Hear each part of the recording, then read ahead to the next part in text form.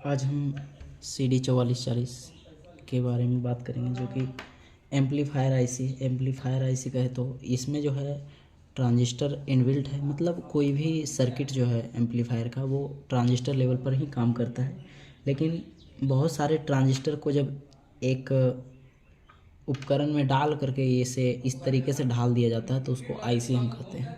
तो ये आईसी है, ठीक है। इसमें भी ट्रांजिस्टर है, जैसे बड़े एम्पलीफायर में आप ट्रांजिस्टर देखते हैं तो बिल्कुल ठीक उसी तरीके से इसमें भी ट्रांजिस्टर है, लेकिन इसमें कई ट्रांजिस्टर यानी कि ड्राइवर ट्रांजिस्टर। आपने एम्पलीफायर वाले वीडियो में देखा होगा कि ट्रांजिस्टर जो होता है, एक ट्रांजिस्टर जो होता है ड्राइव करवाता है, ठीक है, ड्राइव करवाता है। उसके बाद एक ट्रांजिस्टर जो होता है सिग्नल को लेता है और सिग्नल को आउट करता है, और एक बूस्टर होता है जो कि बूस्ट करता है।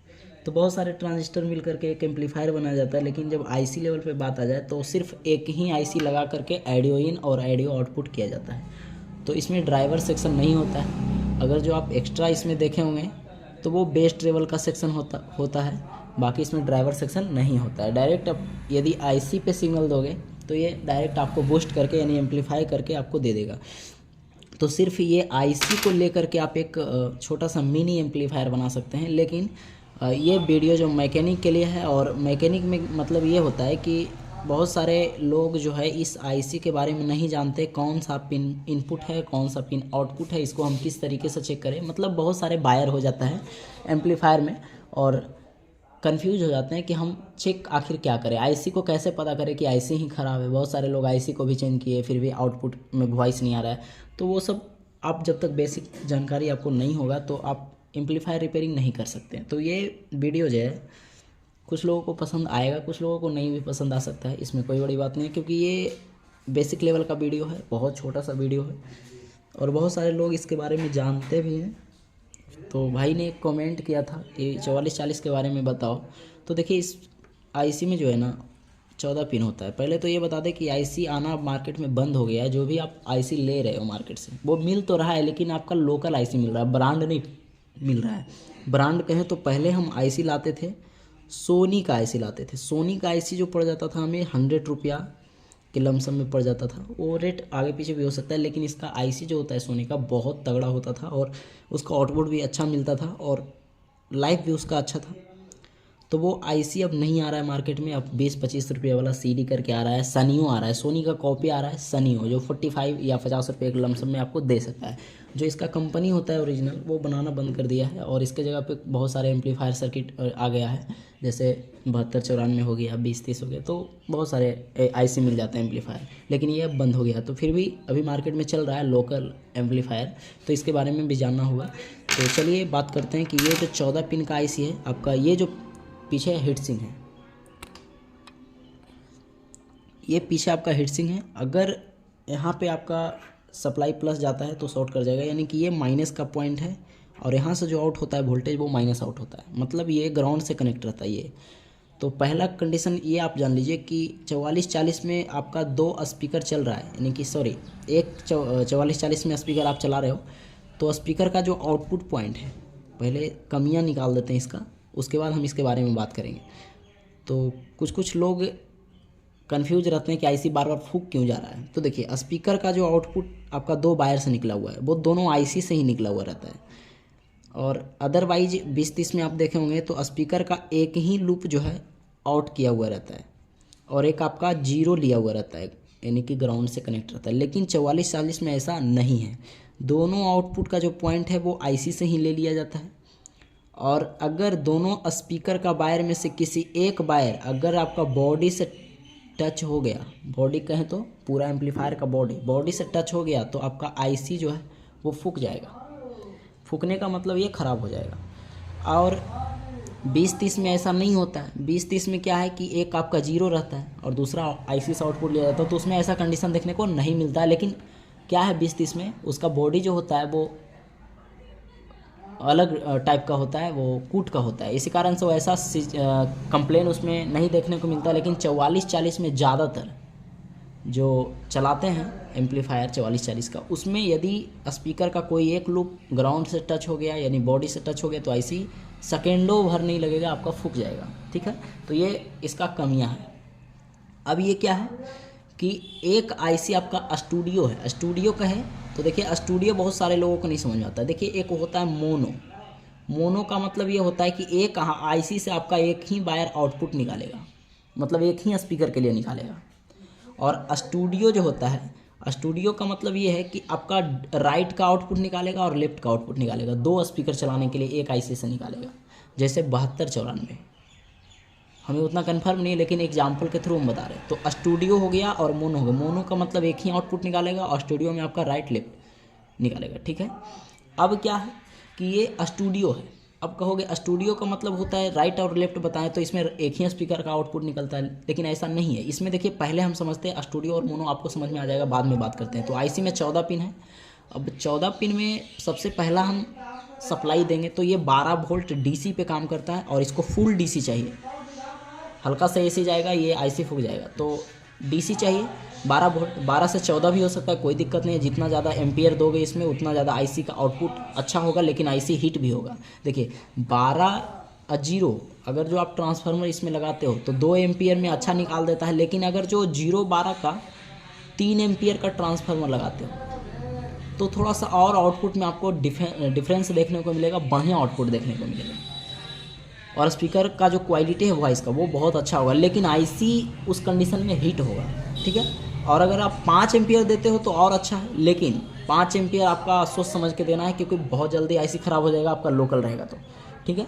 जितना ज़्यादा एम्पियर होगा हीट होगा, लेकिन 5 एम्पियर से ज़्यादा दोगे, डुअल चैनल में हम बात कर रहे हैं जिसमें डुअल आईसी लगा होता है 4440 का, उसमें हम बात कर रहे हैं। तो 5 एम्पियर दोगे तो ठीक ठाक है, लेकिन 5 एम्पियर आपको बहुत कम यूज में देखे होंगे। तो 3 ही एम्पियर ज़्यादातर रहता है, और बहुत सारे लोकल एम्पलीफायर में 2 एम्पियर रहता है, तो वो बात की बात है। चलिए हटाइए। अब सबसे पहले इसका हम बात करते हैं कि इसको काउंटिंग किस तरीके से करेंगे। तो देखिए जिधर से ये CD 4440 लिखा हुआ है, जिधर से लिखा हुआ रहेगा उधर से हम काउंटिंग करेंगे 1 2 3 4 5 6 7 8 9 10, ऐसा करके आपका ये लास्ट का पिन जो है वो 14 नंबर का पिन है, ठीक है। अब देखिए 12 वोल्ट प्लस और 12 वोल्ट माइनस, ये कहाँ जाएगा। तो देखिए लास्ट का 14वां नंबर पिन आपका माइनस 12 वोल्ट वहाँ पे चला जाएगा। अब देखिए 12 वोल्ट माइनस कहाँ जाएगा, फर्स्ट का 3 नंबर पिन में और 5 नंबर पिन में, 3 और 5 नंबर पिन में, और यहाँ से 7 नंबर पिन में, 1 2 3 4 5 6 सॉरी 3 और 6 नंबर पिन में ग्राउंड आपका जाएगा। और उसके बाद 7 8 नंबर पिन में आपका ग्राउंड जाएगा, और उसके बाद लास्ट वाले पिन में ग्राउंड जाएगा। तो ये इतना सारा सेक्शन है। अब देख लीजिए, ये मेंशन कर देते हैं, ये 3 नंबर पिन हुआ, और ये 4 5 ये 6 हुआ, और ये 7 ये 8 हुआ, और ये एक बार 14 हो गया। तो इतना सारा पिन में ग्राउंड जाता है। अब देखिए क्या किस लिए जाता है, वो तो अंदर आईसी में किस तरीके से ढांचा बनाया गया वो तो आईसी पे डिपेंड करता है ना भाई। अंदर तो हम देखने ही नहीं गए, बस जैसा इसका डायग्राम होता है मैं आपको बताने का प्रयास कर रहा हूँ। अब क्या है, प्लस का सप्लाई एक ही पिन में जाएगा। प्लस का सप्लाई देखिए पिन नंबर 11 पर जाएगा। ऐसे 14 13 12 11, अगर जो इधर से आप काउंट करते हैं तो 11 नंबर पिन इसका प्लस है, तो ये एक ही पिन पे प्लस का सप्लाई जाएगा 12 वोल्ट, ठीक है। अब ये देखिए इनपुट इसमें चला गया, तो भाई कोई भी आईसी में आप इनपुट दे देते हो, सप्लाई दे देते हो, तो वो आईसी आपका ऑपरेट हो जाता है, वर्क करने के लिए रेडी हो जाता है। अब ये आईसी जो स्टैंड बाई में नहीं रहता है। स्टैंड बाई क्या होता है, देखिए 7294 एक ऐसा आईसी है जिसमें आप सप्लाई दे दोगे ना, तो भी आपका अलग से कोई एक पिन पे आपको 3.7 वोल्ट या 4 वोल्ट के राउंड देना पड़ेगा, तब वो आईसी जाके ऑपरेट होगा। मतलब कहने का ये है कि सप्लाई आप दे दो आईसी में 7294 में, तो वो वर्क करने के लिए रेडी नहीं रहेगा। आप सप्लाई दे दीजिए मेन सप्लाई ट्रांसफार्मर से, और उसके बाद इनपुट दीजिए, आउटपुट आपको नहीं मिलेगा। जब तक कोई एक पिन पे आपको 3.7 वोल्ट नहीं दोगे तो स्टैंड बाई से रिलीज नहीं होता। देखिए वो कौन सा पिन है वो हमें मालूम नहीं है, लेकिन ये स्टैंड बाई के लिए उसका कोई एक पिन पे अलग से सप्लाई दिया जाता है। तो ये ऐसा नहीं है, इसमें 4440 में ऐसा नहीं है। इसमें क्या है, सीधा 12 वोल्ट प्लस और 12 वोल्ट माइनस दीजिए, ये वर्क करने के लिए रेडी हो जाएगा। आपका स्टैंड बाई से रिलीज वगैरह करने का कोई फंडा नहीं है।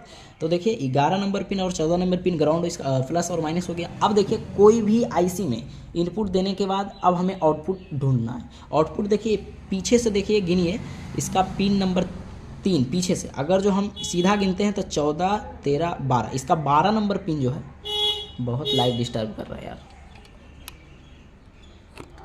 इसका जो 12 नंबर पिन है वो आउट किया है स्पीकर, और इसका जो 11 10 नंबर पिन जो है आउट किया स्पीकर। अब ये मोनो में आउट कर रहा है, मतलब एक ही स्पीकर के लिए आउट कर रहा है। अब स्टूडियो क्या होता है, अलग से राइट आउट करेगा, लेफ्ट अलग से आउट होगा। तो ये हम बताएं। तो देखिए ये स्टूडियो ही है, इसे मोनो बनाया गया है। देखिए ये आउटपुट स्पीकर का निकाल रहा है, तो एक इससे आप ले लीजिए और एक आपका -12 ले लीजिए, तो ये एक स्पीकर हो गया। फिर एक इससे ले लीजिए और एक आपका -12 ले लीजिए, तो एक स्पीकर इसमें, तो मतलब मिला जुला कर 2 स्पीकर इसमें चल सकता है। लेकिन इसमें 0 नहीं लिया जाता है। क्यों? क्योंकि इसका आउटपुट में वाटेज बढ़ा दिया जाता है दोनों आईसी से ही लेके। मतलब कहने का मतलब ये है कि एक स्पीकर का लूप ये हो गया और एक आप माइनस ले लीजिए तो आपका एक स्पीकर चल जाएगा, और एक स्पीकर का लूप ये हुआ और एक आप माइनस ले लीजिए तो भी एक स्पीकर चल जाएगा। मतलब एक इसमें चला जाएगा और एक इसमें चला जाएगा। लेकिन इसमें ब्रिज मारा गया। ब्रिज कहने का मतलब दोनों स्पीकर का सिर्फ प्लस पॉइंट ले करके, मतलब दोनों प्लस ही ले करके आउटपुट निकाल दिया गया। इससे क्या होता है, ब्रिज मारने से आउटपुट आपका बढ़ जाता है, आपका वाटेज जो हो बढ़ जाता है। उसके बाद अब देखिए सिग्नल हमें किस तरीके से देना। तो फर्स्ट और सेकेंड यानी कि सेकेंड नंबर का जो पिन है वो सिग्नल इनपुट है। तो सिग्नल को डायरेक्ट नहीं दिया जाता है, यहाँ 100 के का रेजिस्टेंस लगा करके दिया जाता है सिग्नल। और एक सिग्नल में आपका ग्राउंड होता है, तो ये राइट का सिग्नल दीजिएगा। मान लीजिए ये राइट का सिग्नल आप इधर दे रहे हैं, तो लेफ्ट का सिग्नल जो कार्ड से आता है वो आपका एक और आईसी होता है उसमें जाता है। तो सेम वैसा ही डायग्राम बगल वाले आईसी में रहता है 4440 में। तो 2 आईसी में होता है, तो एक राइट में और एक लेफ्ट में सिग्नल जाता है और बीच में ग्राउंड जाता है। तो ग्राउंड देखिए आपका माइनस में फैल जाएगा। तो अब देखिए यहाँ से जो ये 1 नंबर पिन का जो है फीडबैक के लिए है। जैसे मान लीजिए ये यहाँ पे 1 नंबर पिन पे एक कैपेसिटर लगा हुआ है और कैपेसिटर का प्लस पॉइंट अंदर की तरफ और माइनस का पॉइंट बाहर की तरफ, और 680 ओम का रेजिस्टेंस लगा करके ग्राउंड से कनेक्ट किया गया है। तो अभी मेनली रूप से आपको इनपुट, आउटपुट और सिग्नल का इनपुट, ये 3 चीज़ आपको याद रखना है। बाकी आप जो पिन देख रहे हो, ये फिल्टर कैपेसिटर, ये फिल्टर कैपेसिटर, सब फीडबैक के लिए है और वॉइस को क्लियरिटी देने के लिए है। और अदरवाइज पिन को आपको इग्नोर करके चलना है। वो एक पिन आपका एक्स्ट्रा हो जाता है जिसका कोई भी इनपुट और आउटपुट नहीं है, मतलब ये फॉल्स है, नो कनेक्शन में है, एनसी में है। अदरवाइज ये पिन आप देख रहे हो पिन नंबर 5, तो एक फिल्टर कैपेसिटर लगा के प्लस यहाँ पे ये किया गया, प्लस अंदर और माइनस बाहर की ओर किया गया है। तो ये सब जो है फीडबैक के लिए है। और जहाँ तक मुझे पता था ये आपको मैं बता दिया। अब इसमें बात ये रहा कि आईसी को हम कैसे चेक करें। तो देखिए आप जब इनपुट चेक कर लोगे 12 वोल्ट सही है, इसका इनपुट जा रहा है।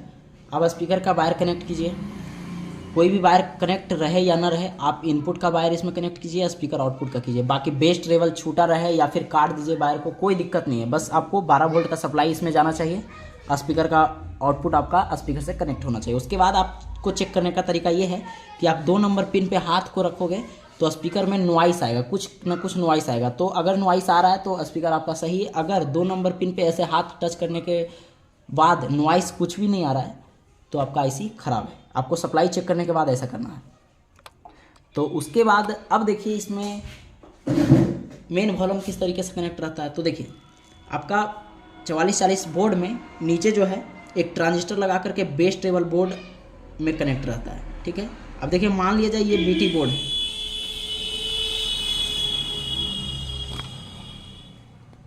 ये बीटी बोर्ड है। तो बीटी बोर्ड में सिग्नल जाएगा, राइट का सिग्नल और लेफ्ट का सिग्नल। अब ये बीटी बोर्ड से आउट होगा, एक मोटा मोटी भाषा के रूप में हम समझा रहे हैं। अब ये राइट आउट होगा और ये लेफ्ट आउट होगा बेस टेबल बंद करके। अब बाकी बेस टेबल को कंट्रोल करने के लिए यहाँ वॉल्यूम का कनेक्शन निकला हुआ रहेगा, वो बात की बात है। तो अभी हम मेन वॉल्यूम की बात कर रहे हैं, ठीक है। तो यहाँ पे अगर जो हम एक पोटेंशियोमीटर बनाते हैं 10K का, यानी कि वॉल्यूम बनाते हैं, तो ये इनपुट और आउटपुट किस तरीके से देगा, ये आपका माइनस से कनेक्ट रहेगा वॉल्यूम का, और यहाँ रोटेशन रहेगा, और ये सिग्नल राइट का यहाँ से इन होगा और ये आउट होकर के डायरेक्ट आपका इससे ये कनेक्ट रहेगा, ठीक है। अब ये क्या है, जैसे ही रोटेट करोगे तो यहाँ से सिग्नल आउट होगा। अब एंटी क्लॉकवाइज रोटेट करते हो तो यहाँ कम सिग्नल आउट होगा। इनपुट तो यहाँ पूरा होगा लेकिन यहाँ आउटपुट कम होगा। जैसे ही क्लॉकवाइज घुमाते हो तो धीरे धीरे यहाँ पे आउटपुट बढ़ेगा, तो सिग्नल यहाँ पे आउटपुट बढ़ेगा तो आपका आवाज़ जो है ज़्यादा बूस्ट करेगा। तो ये होता है मेन वॉल्यूम का कनेक्शन। बाकी बेस टेबल का बोर्ड का कनेक्शन यहाँ है, तो उसको हम इग्नोर किए हैं। तो आशा है कि ये वीडियो आपको अच्छा लगा होगा। नहीं भी अच्छा लगा तो कोई बात नहीं, एक भाई के कमेंट के अनुसार हम ये वीडियो बनाए हैं। तो मिलते हैं अगले वीडियो में।